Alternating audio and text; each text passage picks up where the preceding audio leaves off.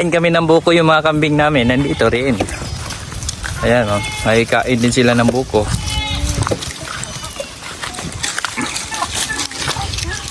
Tanong po niyo muna. Ding, ganun mo. Kambing. Magawa ako smoothie, mama. Pero ang blender. Kailangan siya. Hindi po pala kumain ng mga kambing ng buko. So ito po, yung mga sobrang buko. Nakain nila. Kapag nangalaglag din po, yung laglag ng daga, pwede buksan. Nakain din ng mga kambing yan. O, walang masasayang na niyog. Yung mga sirang niyog, kinakain ng kambing. Kaya po. Hello? Ba't mo siya nakahiga dito? Ah, napagod siya. Buntis na rin to. Marami na rin buntis na kambing natin. Ito, isang batch lang to. Yung ibang batch, may iba rin silang pinuntahan na wala dito. Ito yung mga nauna namin kambing dati pa. Yung mga bago nating binili, wala dito. May kanya-kanya sila kasi nakalambat po yan. Yan, papunta yan doon, oh. Ayan. Paano daw na-maintain yung ganito kalinis? Lagi lang ginagapas. Tinatanggal yung mga damo na hindi kinakain ng kambing. Tapos iniiwan namin yung kinakain ng kambing. Halimbawa, itong Carabao grass, mga ganyan. Kinakain ng kambing yan. So, yan yung iniiwan dito para dumami. Tsaka yan yung binabalik-balikan ng kambing. So, yung kambing naman natin, open lamang. Yung bahay nila nandun sa unahan. Ayun po yung mga housing ng kambing. Yun, tsaka yun. Yun kasi bahay ng baboy yun. So, bumababa lang sila dyan pagka araw na. Kakain sila dito. Tapos may tubig din doon, may gripo doon. Naglalagay lagi ng tubig para pag nauhaw sila, iinom lang sila. So, yan lang po yung technique. No, kapag naman sobrang dami na yung kambing, hindi na rin pwede yung ganito. No, kailangan pwede tayong maglambat ng magkahiwalay. Halimbawa, 10 kwarto, no, na lambat, tapos palipat-lipat sila. No, every 3 to 5 days. Depende sa dami ng kambing at sa lawak na iyong nilambat. Ilipat mo na naman sa ibang lambat. Yan. Hanggang sa pagbalik nila doon sa unang lambat ay marami na namang damo. No, sa iba naman, nakakulong lang yung kambing. Tapos, halimbawa, may bahayan sila dyan. Nakakulong sila doon. Tapos, itong buong areang to, tinamnan nila ng mais at napier grass.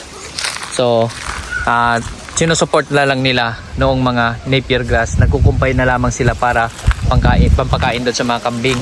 No, kapag madami. No, pero itong atin, kunti lang naman. So, mas less ang trabaho din nito. Tsaka, talagang ano lang, no, akyat baba lang yung kambing sa bahay nila. So, walang trabaho.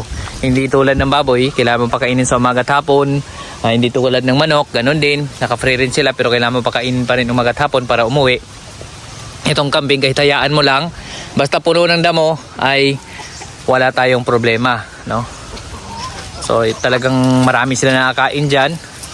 So, ang binabantay lamang natin dito, kapag tingin natin ay mapayat yung kambing, tingin natin medyo mahina, ay pupurgahin natin yan. No? Yun yung gagawin. Nagpupurga tayo sa mga kambing para hindi sila mamamatay. So, dito, nilambat ito. So, ayan, hagwire lamang yung lambat namin, tapos nilagyan ng net. Tapos dyan na, yung mga kambing natin. Para hindi na sila lalabas. Tsaka manok din, nandito. No? Kaya nga, sabi natin, kung yung area natin ay malawak ang damuhan, lambatin natin, lagay natin yung kambing. Maganda ilambatin yung Siamese, hindi, mali, yung interlink o yung cyclone wire. Yun yung maganda panlambat. Kasi talagang hindi makakalusot yung kambing doon. Dito kasi minsan nakakalusot pa din eh. Pero bihira na lang naman. So, ayan.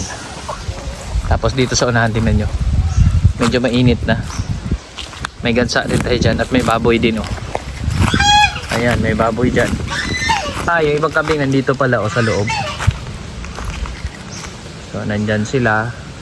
Tapos dito po, ito yung bahay ng manok. Bahay ng manok, bahay ng manok. Tsaka yun, bahay ng manok. Tapos nakanet ito para in case na gusto natin nandyan lang yung manok, ay pwede. Tapos pag gusto naman natin i-free-range na yung mga manok, ay open naman itong area to para sa mga manok. Ayan. Oh, marami-rami tayong mga manok. Yung iba na lang ngayon, gumagala. Wala dito.